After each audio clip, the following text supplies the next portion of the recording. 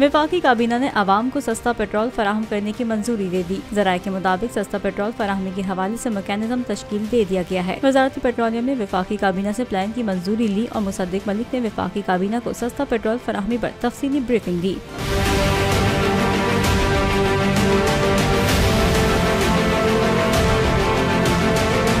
याद रहे, इससे कबल मुसद्दिक मलिक ने मीडिया से गुफ्तगू करते हुए कहा था कि हुकूमत की तरफ से मोटरसाइकिल और छोटी गाड़ियों को 100 रुपए लीटर सस्ता पेट्रोल देना सब्सिडी नहीं, कीमतों का तयन करने वाली स्कीम और गरीबों के लिए रिलीफ प्रोग्राम है।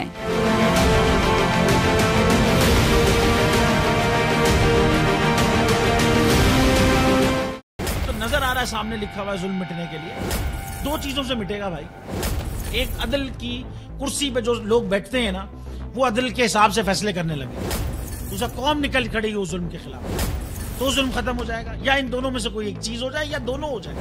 अगर 420 का मुकदमा था, उस वक्त अदलिया में जो लोग बैठे हुए केस देख रहे थे, वो पूछते ना यार चीट हुआ कौन है। जब उनको दिखता कोई चीट नहीं हुआ, केस खत्म कर देते। तो जालिम जुल्म कर ही नहीं पाता। 9 जजेस ने नोट बिफोर किया मेरे केस को यार, 1.5 साल चला। शख्सी जमानत का केस, सेम केस इस्लामाबाद में कर दिया। एक ही इल्जाम पे 2 केस हो नहीं सकते भाई। मतलब 60 दिन का वक्त होता है। 102 दिन के बाद मैं जीत गया, केस बरी हो गया। 102 दिन के बाद अपील फाइल की, एक्सेप्ट कर ली। नहीं करते ना एक्सेप्ट, खत्म हो जाता ना जुल्म यार। भरी अदालत में मुझे बरी कर दिया, फिर पता नहीं क्या हुआ, 2.5 घंटे बाद का नोट बिफोर।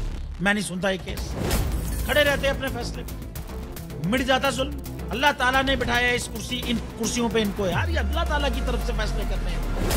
तो या तो ये फैसले आएंगे, जुल्म मिट जाएगा, या कौम खड़ी हो जाएगी जुल्म के खिलाफ।